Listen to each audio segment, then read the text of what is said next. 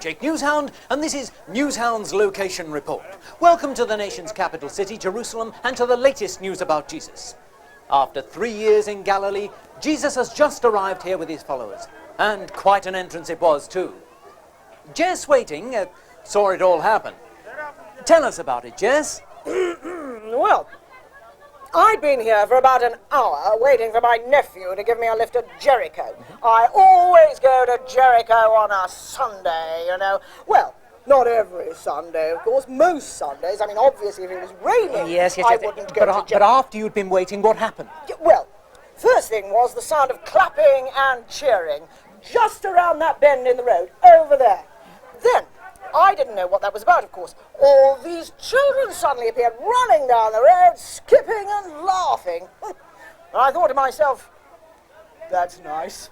A few seconds later, all these grown-ups come running round the corner and they're skipping and laughing too. And I think to myself, hello, what's going on?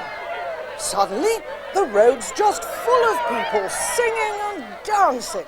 Children are climbing into the trees and pulling off palm branches and showering them into the road. Even the donkeys and the sheep look like they're having the time of their life. And then people start taking off their coats and laying them down in the road. So that's when I knew that there must be a king coming. Why did you think that? Because that's what you do when there's a royal visit, of course. Don't you know anything? People throw down their coats and palm branches for the king to ride over. We call it the green carpet treatment. Anyway, all of a sudden, someone shouts out, "Glory to the King who comes in the name of the Lord." And he's there, riding on a donkey, smiling at people from ear to ear, coming down the road that leads straight into Jerusalem. And you know, he looks every inch a king, even on a donkey. And it's then that I realize who he is. It's Jesus! He's a prophet, you know, from Galilee. Oh, he's been doing the most amazing miracles, healing all sorts of people. I've never seen him myself, but I've heard a lot about him, so I joined in the singing and the dancing and the cheering as well. But just a few feet away from me are the religious leaders. Oh, they're a snooty lot. Everyone knows they hate Jesus and they're jealous that he's so popular. Anyway, one of them shouts at him, "Tell these people to stop calling you a king." But Jesus looks straight at them and says there's no point. If they keep quiet, he says, all that'll happen is that the stones will start singing and shouting instead. So, who do you think Jesus is? I've just told you, I think he's our king, and God has sent him to us. He should be crowned straight away. I'm standing in the most important building in Jerusalem, the temple itself. In this part of the building, there's a sort of market selling birds and animals to the worshippers for them to hand over to the priests for sacrifice. Normally, it's a very busy place. But today, as you can see, it looks like a tornado's hit it. There's tables, pieces of furniture, and even money lying around everywhere. Tom Woolley comes regularly to sell his sheep to the market traders. Tom, what on earth has happened? Jesus has happened. That's what.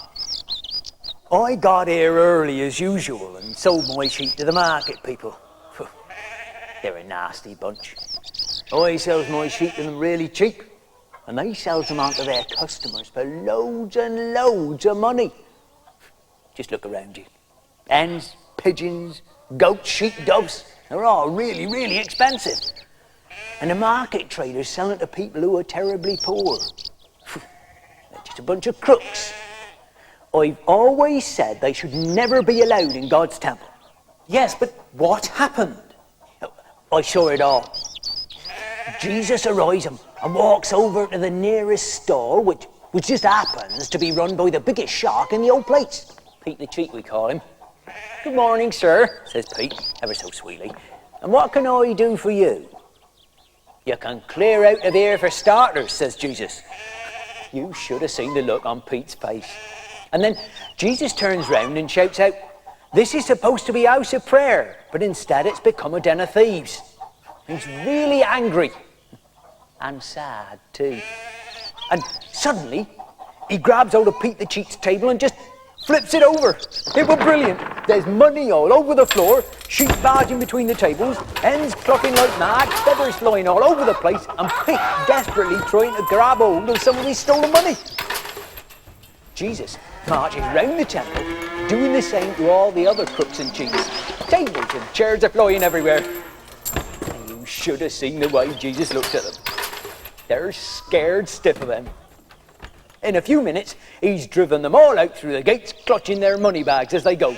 And then all these kids come marching into the temple, chanting, glory to the King who God has sent us. Who's that? Well, Jesus, of course. Oh, some of the priests got really cross at that. Can't you hear them? They asked Jesus. Tell them to be quiet. They don't understand what they're saying. But he said he thought the kids had got it exactly right. He didn't like that. He's fantastic. I want to be one of his followers. I'm going to be. Tom Woolley, thank you. As usual, I have with me our religious affairs correspondent, Anne Opinion. Anne, what's Jesus doing now? I mean, he's arrived in Jerusalem as a king. He's walked into the temple as though he owns the place. Absolutely right. But not just a king, the king. Jesus is the one that people have been waiting for many, many years. But not like a normal king, riding around in a fancy carriage, wearing lots of jewelry. No, Jesus loves ordinary people. He calls everybody to follow him, to love God and love each other. So, do you think everyone in Jerusalem will become one of his followers? Well, I think a lot of people will, young and old. Today he had an awful lot of children following him, and he was obviously very pleased to see them and made them very welcome. Well, as of course he does everybody. But Jesus is making enemies. Yes, the religious leaders hate him. And now, of course, there's the people that he's thrown out of the temple. I think the next few days could be rather nasty for Jesus. And we'll be following the story here on Newshounds Location Report. Anne, thank you very much. This is Jake Newshound, handing you back to the studio.